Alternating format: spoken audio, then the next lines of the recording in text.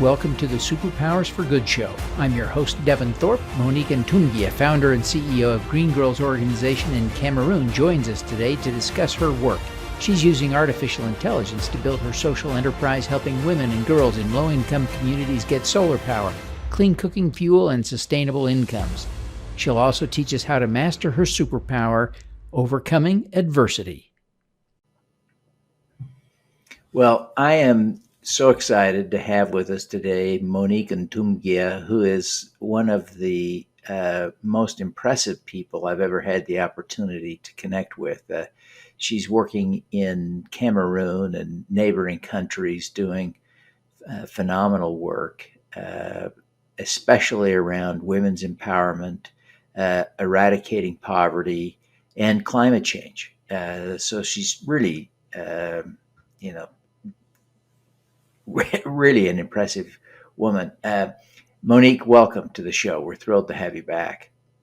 Thank you, Devin. Thanks for having me. And I must say, when I got the mail, it was my birthday. It was my 31st birthday. And amidst everything that was happening, I defined my 31st birthday as my 30 wonderful year, that moving forward, only wonderful things, amazing things was going to happen. So when the mail came and, I literally screamed. I was like, oh my God, this is a universe. Oh my God. After how many years? Devin things are putting me in the book with the likes of Bill Gates. Oh my God. Thank you, Devin. Thank you. And I'm happy to be back. Yeah. Well, thank you. Thank you. You have done the hard part. You have done the work that deserves to be noticed and recorded. And it's my little job to record and to notice and help other people notice. Let's take just a quick minute. Remind people about the Green Girls Organization and what you do. Okay, so Monique Ntumngia is Cameroonian. She's the founder of the Green Girls Organization. And within the organization, what we've been doing for 6 years is we train specifically women and girls in African rural communities on how to generate energy from the sun and waste, making use of artificial intelligence. That we developed an algorithm that permits us identify the specific clean energy problems that African villages face and how those clean energy problems affect women and girls. So thanks to this algorithm, we are able to put forward clean energy solutions in the area of solar installations and biogas installations that will provide clean cooking fuel and electricity. So we do not only aim at providing clean cooking fuel and electricity, but in the process of that installation, we train these women in the area of solar on how to assemble quality solar reading lamps. We create channels for them to sell. They keep 70% of the revenue. We keep 30% of the revenue. Same too with the biogas installations that uses waste to provide clean cooking fuel. We train these women on how to collect organic fertilizer, which is an agricultural byproduct obtained when you construct a biodigester. We show these women how to package the organic fertilizer. We create markets for them to sell.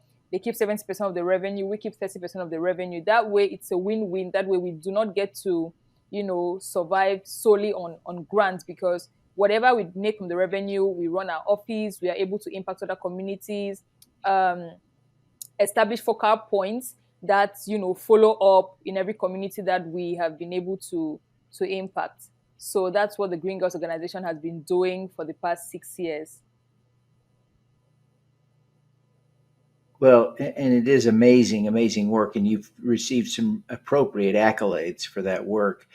When you and I spoke before, I asked you about your superpower, and you said it was your superpower was your ability to never quit, to overcome whatever obstacles may be there. Maybe we could call it overcoming adversity. It's impressive. I can only imagine, and I mean quite literally, that I can only imagine what maybe you have overcome, the challenges you've faced. Would you share an example or two of some of the challenges that you've overcome? That's an amazing question, Devin. I've overcome a lot. What most people don't even know about me is the fact that I've been an orphan like forever. I don't have any parents, and in life, like I always say, we always have a choice. You could either decide to do things the right way or the wrong way. Either way, I'm of the opinion that whatever choices people make, even if it doesn't tie with your ethical values, you have to respect their choices because you're not in their shoes. So I've always known, I knew from a very young age that, being a young lady, not having any parents, any guardians, I had to be very careful with the decisions I made for my life because from a very young age I understood that failure, as necessary as it is, it's a luxury to me because I practically don't have anyone to fall back on. I practically don't have anything to fall back on. So I have always been very, very careful about, how I live my life, how I make my decisions, what I say, how I treat people, because being where I am today is a testament to the faith, to the fact that people are a potential bridge to your destiny. I'm where I am today because people believed in me, gave me a helping hand, provided me with platforms. But you've also been people who have taken advantage of me, and just try to use me or belittle me, but I choose to always see the positive. So the first way that I've overcome difficulty generally in my life and with my story is always choose to see the positive and the good side, not focus on the negative. That's the first thing, because the negative sides, the ills will always be there. It's part of life. You just cannot go through life being experiencing one side of life, which is a good side. So I choose to focus only on in terms of people relationships, the people who believe in me, those who positively criticize me, those who have lent me a helping hand, a platform. I chose to leverage on that.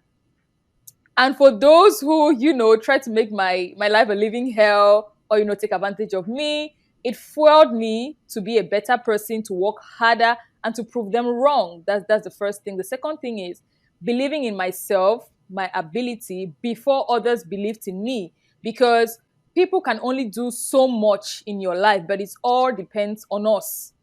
So if I don't present myself to the best of my ability to Devin, for example, in the sense that, what, I can I can be somebody of resource. I can be a resourceful person on your podcast. I have my own story to tell. This is what I do to help other people, who are going through this particular problem in these African rural communities. Devin would not have, you would not know how to help me, and how to position me to the best of your ability and to the best of your platform.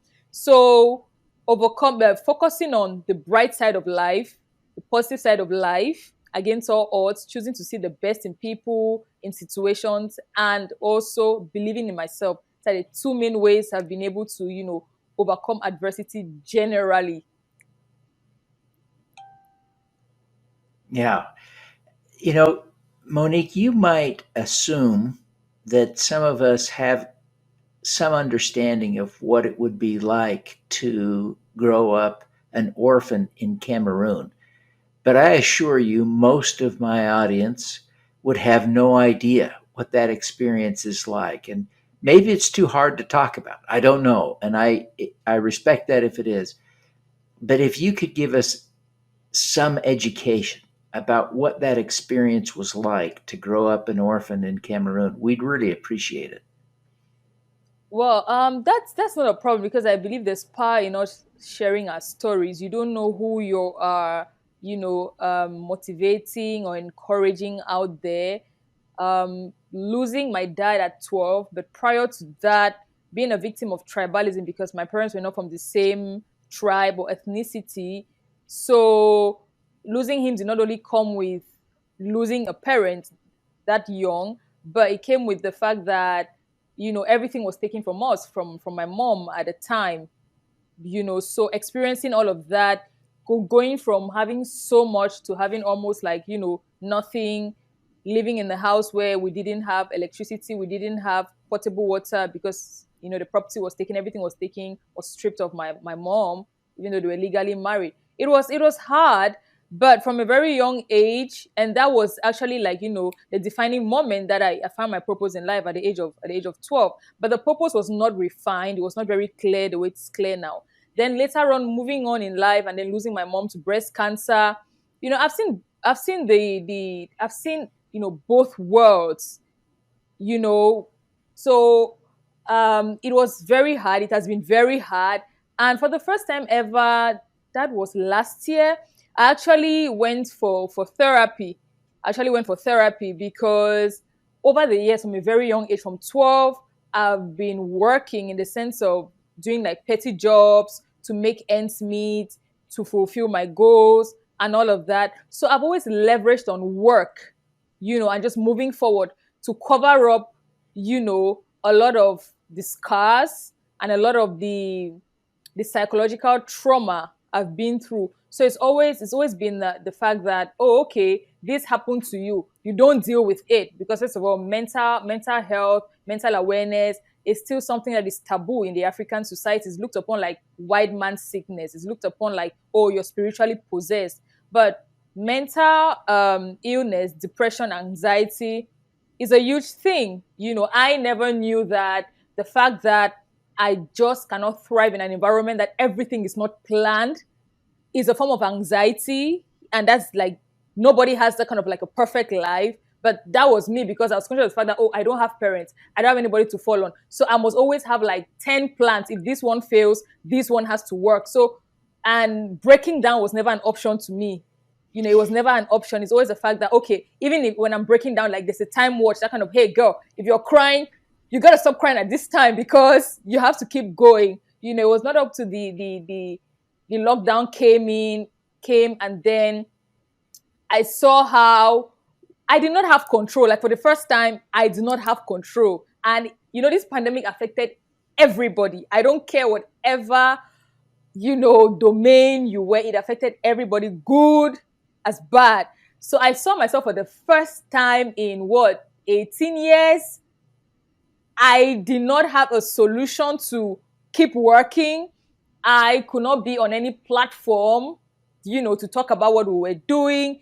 I just did not have control over anything, So all of that started like coming back to me. I was like, okay, so what do I do? I really did not know what to do because at the time, there was just nothing I could do. And sitting still in one place, hoping against hope, not knowing what tomorrow holds, it was a very dark place to be in, because I'm not used to living life like this. I always know what has to be done, when, how. I always have a solution, like, the next available solutions oriented. But this time around, there was no solution. What I even thought could be done was not even acceptable, So it was hard, but being able to even talk about everything I've spoken about now, therapy got me here, and I'm still undergoing therapy, and it's going well so far. So yeah, thank God for the pandemic. Well, that's good. But you talk a little bit about how you learned lessons that are relevant in the pandemic. Let's drill down and talk a little bit more about how your strength for overcoming adversity has helped you have more impact in the world, how has helped you do more good with Green Girls organization and other efforts in your life to make a difference. How has your inner strength for overcoming adversity helped? In life, Devin, they say you never know how far you can go until you risk going far. So in that space where I had control over nothing, I couldn't do anything, what I realized was my ability to remain calm, because people like, externally, people always say like, how do you do it? Like nothing seems to pressure you, nothing seems to bother you, nothing seems to really trigger you, but I've always mastered the art of paddling like a duck, underwater, like the legs are flapping, but on the surface, like I'm still. But trust me, this pandemic, it tested my resolve. So I really tapped and realized, oh, okay, so I can actually be calm and just go with the flow. So I searched within And what I did was, the first thing I did was forgive myself for thinking that I have not done enough. Forgive myself for thinking that, oh, there is so much more we needed to do, in terms of impact, so that by the time the world goes on lockdown, maybe we would have had much more impact than what we were leaving pending on the ground. The next thing was also forgiving myself for putting so much unnecessary pressure on myself and on my team, because I'm a team leader. Everybody comes to me with their grievances, with their issues, but I never ever go to anybody because I shoulder everything. I'm like, you know what? Nobody should go through what I went through. Nobody should. Life is already as hard as it is. But I forgot to take care of myself. So the first thing was forgiving myself for thinking I haven't done enough. I've not been there enough, especially for these women who they were really just like abandoned to themselves. We really could not do anything. My staff, who were just, confused and for the first time looked up to me, and I just could not do anything. And the next thing was, taking care of myself, because you cannot pour from an empty cup.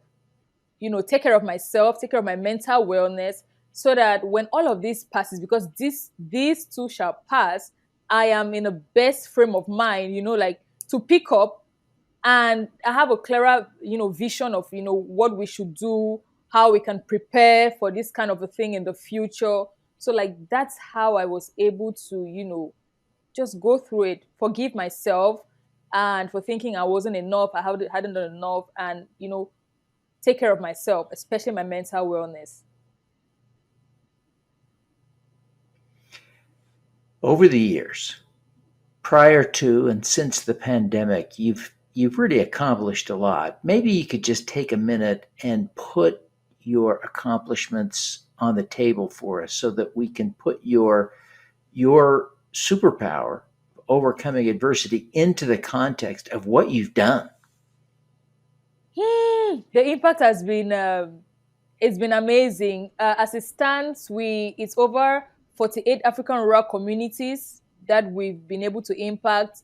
It is over 4,500 girls as it stands that we've trained. It is over 772 women. It is three African countries: Cameroon, Central African Republic, DRC Congo. It is over 3,060 plus biogas installations across these communities that provide clean cooking fuel. It is over 1,500 solar installations that provide lighting. It is 48 Green Girls clubs that serve as a platform where the women and girls in these communities where we impacted, who do not have the opportunity of taking part in the initial trainings when we come to the communities, the Green Girls clubs permit those women, those girls who took part in our trainings firsthand to be able to act as peer educators and facilitators to their fellow women who, for one reason or the other, could not take part in our trainings. It's been over 3,500 eco sustainable jobs that we've created. Sexual harassment has been cut down, reduced across these communities by 75%. Education literacy levels have risen up by 65%. The health has been improved by 70% in the cases of where we've impacted. The women no longer suffer eye problems. They no longer suffer bronchial issues. Deforestation has been on an all-time low because trees are no longer cut down for firewood. Security is on an all-time high. Financial empowerment is on an all-time high. So we've really done amazing. We've really done amazing. Over 15 international recognitions and awards. So yeah. Wow. That's just amazing. It's just amazing. Now, Monique, the most important and difficult part of our conversation is what comes next. But I want you to help other people think about how they can overcome the adversity in their own lives, those challenges that get in the way. What can people do? And you hinted at a couple of things. You talked a little bit about therapy. You talked a little bit about taking care of yourself. You can't pour from an empty cup. Tell us a little bit about how you have created this strength. And I want you to be sure to think about the 12-year-old that you were that overcame so much. without maybe being able to consciously think about all the things you can today. Help us understand how we can have that too. Hmm, that's an amazing question, Devin. Um, you know, um, personally, for those who are going to listen and going through one or two things, the first thing is knowing yourself is the beginning of wisdom. It's mastery of self. It doesn't matter what age you are, because if you take a 6 year old and you ask that 6 year old boy or girl, who are you? What don't you like? They're going to tell you, oh, I like ice cream. I don't like vegetables. I don't like, that's already mastery of self. But that's at the level of a 6 year old, a 10 year old, a 5 year old, So the first thing is mastery of self. Knowing yourself is the beginning of wisdom. You cannot change what you don't know. Because that mom, that dad, for example, asking the child, what don't you like? What do you like? If they say they don't like vegetables, the mom should be thinking, okay, so how can I get my kid to eat vegetables? Is it through purees? Is it through, you name it? So I'll say knowing yourself, first of all, is the beginning of wisdom. You cannot change what you don't know. That's the first thing. Then when you get to know who you are, you know yourself. The next thing is accepting wholly who you are, because there's only one you. There cannot be two of you. There's only one you.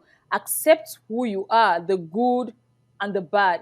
And that which you don't like about yourself, you need to be able to know what you can change and what you cannot change. There's some things you will never be able to change in regards to what you've gone through. I will never change the fact that I am an orphan and I went through all these things. It will never change. No amount of therapy is going to, bring back my parents, or, flip the script, and life will be better, or I won't have to go through this thing.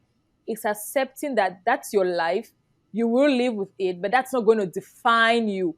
What is going to define you is the growth that is going to come out of this new person who is working on what he or she does not like. So those are the steps I'm going to tell anybody. That's the advice to tell anybody. First thing is, who are you? Because knowing yourself is the beginning of wisdom. You cannot change what you don't know. After knowing who you are, accept who you are. Hopefully, don't try to accept bits and pieces. Accept who you are. In accepting who you are, no, you cannot change everything. What you can change, you change, and then you leverage on the growth that comes from that. Like right now, for example, I best know how to advise, somebody who's been through what I've been through. At first, all I would say is, you know, just go with the flow, believe in yourself, but like that's not it. The first thing, now I know best that I should tell anyone, who are you? That's the first thing, because you can't change who you are not. Who are you? And at first I thought I knew who I was. No, at first I was working from a place of knowing what I've been through in terms of, obstacles and challenges, and it was on that I was working on. I wasn't really working from a place of, this is who Monique Ntumngia is, this is what I like, this is what I don't like.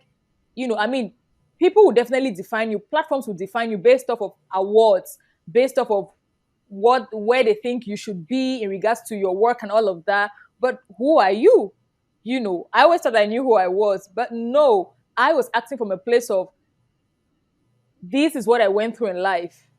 I don't want to go through that in life. I don't want any other woman, any other girl to go through that. So that is what I'm working on. But that's not who I was. Now I know who I am, and I know what I can change, and I'm, tapping in from that growth. So that's what I'm going to advise whoever is out there going through a really rough time, trying to figure out life. Yeah.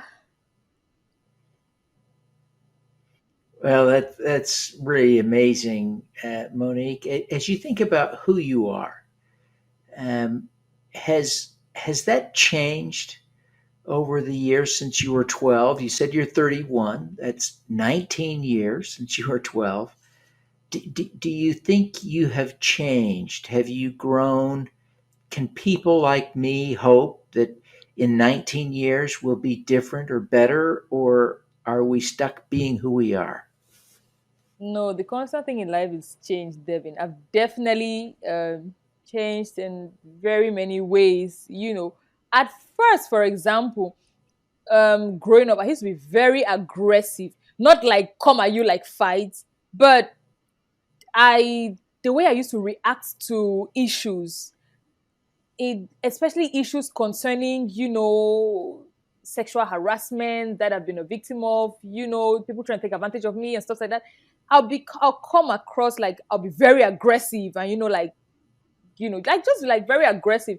But now I've learned to, take a step back and even act from a place of silence and even act from a place of, tapping into people who can help support me in that cause, in that fight. So of course we can change, but for you to change, you must be able to permit yourself to go through that shredding, taking off of, okay, this is who I was, that did not serve me, what can serve me, can I become this person? And mind you, you would not change like completely, but best believe that your ability to change will come from um you actually wanting that change and going through the process. And even when that aggressivity wants to like come back, then since I leveraged on people, you could say a therapist, you could say a mentor, you could say, let me say, somewhere like yourself, you'd be like, oh, you know what, why don't you just take some time off, just take some time off, just breathe, and if you're still feeling like angry, like give me a call, like, so like we change, we'll definitely change, but it's not all about, don't think this issue of change is like it's permanent. And once you say I want to change and you undertake the steps to change, automatically you become a new person. No, the change is maintained because you've put systems and processes in the form of what people, in the form of what books, in the form of what routines, new routines you can develop. So it helps keep you at that constant, so you don't go back to who you are. So that when you get hit face to face with the problem, what do? Do you switch off your phone? Do you read a book? Do you do yoga? Do you call your therapist? Do you call this mentor? So yeah, so we do change.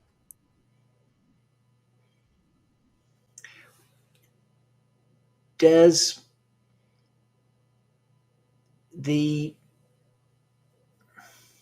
does the challenge uh, change? That is, as you think about how you become uh, better, uh, does that change over time? Does that change over time? Becoming better, wanting to become better, does it change over time? That's yes and no. In my case, I discovered my purpose in life. I was 12, right? But it was not clear. But I knew very well that whatever I decided to study in school, whatever activism I decided to do, it was tied to whatever I'm known for today, making the lives of women and girls, African rural communities better, being an expert in gender and human rights, since I'm a trained legal professional and all of that, you know. It will change for the better. That's if you choose, first of all, to be a better person. And you would ask me, who is a better person? A better person is somebody who knows that for me to be a better person, I have to leverage on transformation.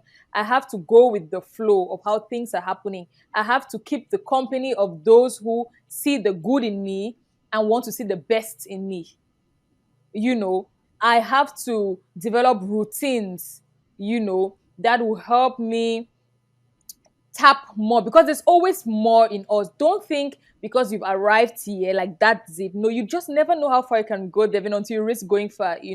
So there is more. You can be a better person every day. You can be like a fabulous person the next 10, 20 years. It all depends on, are you ready to put in the work, which requires what? Keeping an open mind.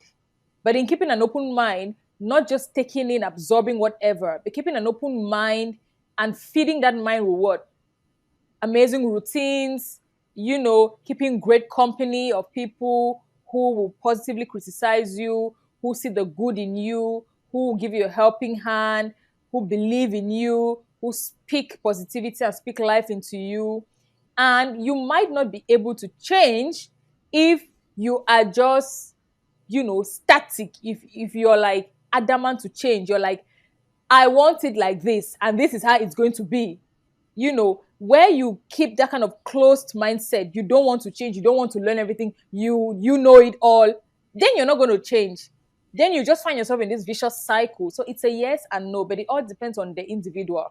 You cannot say you want to be a better person and you don't keep an open mind that you feed with positivity, that you feed with great routines that are going to always take you, one step further.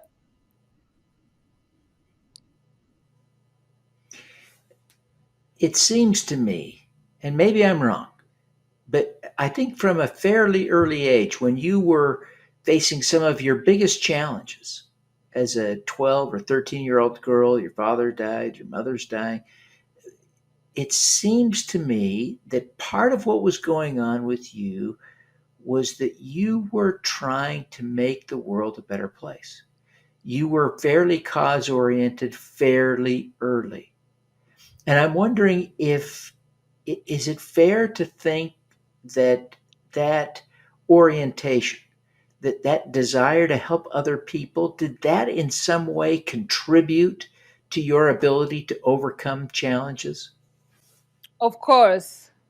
Of course. What doesn't kill you makes you a stronger person. Um, yes, I remember vividly when my dad was buried and we came back and our things were put out of the house, and my mom had to figure herself out with the kids and all of that. I remember telling myself, that young, that kind of like what my mom was going through, what I was going through. No other girl, no other woman was going to go through that. I did not know how I was going to not make that happen, But as I grew up, I realized that, oh, okay, if I study law, I'll have an upper hand. I'll be able to defend the cause of, women and girls who are victims of, this kind of treatment. I'll have, so yeah, whatever I went through in life, the pains, the challenges, the obstacles permitted me to find my purpose in life. And that's what people have to understand. Living a fulfilled life, you need to know what your purpose in life is. And your purpose in life, a lot of the times, is found in our pain, in our lowest lows, in the darkest, of the rooms, of the situations. Your purpose in life is found where you think all hope is lost. And then you pull through from that situation, and you're like, how the hell did I go through that? How did I do it? So, yes, what I went through in life prepared me for where I am today, because there are a lot of things that I go through and I'm just not phased. And people are like, you're so chilled. You're so like, don't you? And in my mind, I'm like, you guys have absolutely no idea what I've been through. But best believe that whatever you go through in life, especially the obstacles, especially the challenges, it prepares you for something, for a terrain unknown that you're yet to venture into. So yes, definitely. From a very young age, I knew I was going to change the world. I didn't know how I was going to do that, but I knew exactly the cause I was going to fight for, which was women and girls, African women and girls. How was I going to do that? I was not sure. And yes, my everything I've gone through in life, the challenges definitely prepared me for a time like this and have really um, defined me and shaped me into who I am. Definitely, Devin. That really is profound, and I'm grateful for you, Monique, sharing that. Before we wrap up, is there anything else you'd want to share to tell people how they can build that Monique level strength for overcoming adversity? Oh, first of all, no two people are the same. No two people are the same. We all have our strength. We all have our weaknesses. And over time in life, with the help of amazing mentors, I've learned to focus on my strength and not my weaknesses. Act from the place of your strength, what you are good at, you know, because the weaknesses are always going to be there. So, in order for me not to spread myself thin, I've learned to work from a place of strength. No two people are the same. that I went through this doesn't mean you can go through that. In life, we experience whatever we experience in terms of challenges, in terms of difficulties, because that was supposed to be part of our lives journey. What you can go through as a challenge, David, it may not be definitely what I can go through. To each their own. But when the challenges come, you have to understand, like I said earlier, knowing yourself is a beginning of wisdom. When you know who you are, then you would know what are your strengths are. Which particular strength can you tap into to be able to, handle this situation you're going through, handle this period, this difficult period you're going through, so that you come out, a refreshed person, you come out better, you come out, you've grown, and you're on to the next level, of your life. So no two people are the same. What works for me will definitely not work for you. But the takeaway is, who are you? Because knowing yourself is the beginning of wisdom. You cannot change what you don't know. So who are you? And when you know who you are, act from a place of strength. Tap into your strength. Tap into what you're good at, and accept that you cannot change, automatically. But what can happen is you will not definitely react the same way you used to react, because maybe right at this time, I have to switch off when the trigger, you feel the trigger coming, or I have to like read a book, or I have to like, do a yoga session, or I have to call this mentor or call this amazing coach. And so yeah, know who you are. Oh, fantastic. Fantastic. Well, Monique, thank you so much for taking the time to be with us today. Before you go, maybe you could just take a minute and tell people again how they can connect with you and learn more about your work. Okay, Monique Ntumngia is the same name, Ntumngia Monique Ntumngia on all the social media platforms, LinkedIn, Instagram, Facebook, the same name. Reach out to me, support the cause, Green Girls. We are doing phenomenal work. We're still going to do more, especially when the entire pandemic, comes to an end. There'll be so much work, because we've gotten authorizations to work in Nigeria, Niger, Senegal, the Gambia, and Mali. So it's going to be amazing impact. We can look forward to going back to the field. So yeah, reach out to me on any social media platforms, and let's talk, let's share, let's support each other, and make the world a better place. And thank you, Devin, for always believing in me. Thank you. Thank you. Thank you. I've learned a lot from you today, Monique, and I trust those who read the book and listen to this podcast will feel certainly wiser and smarter and better able to overcome adversity. So thank you very, very much. I'm Thank grateful you, for your time Devin. today. I'm Now, humbled. Thank you so much for always being one of those people, who's always rooting for me and believing in me and providing me with amazing platforms. I can only be grateful. Thank you. And best of luck in, your new thank you. adventures. Yeah, it's never too late. Well, Go thank after you.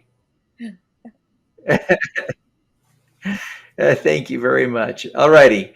Let's do some good. Thank you for tuning in to the Superpowers for Good show. Twice each week, we host changemakers who share their impact, insights, and superpowers. Don't miss another episode. Subscribe today at superpowersforgood.com. That's superpowers, number 4, good.com. Don't forget, get your copy of the book, Superpowers for Good, as an ebook, audiobook, paperback, or hardcover edition via your favorite online retailer.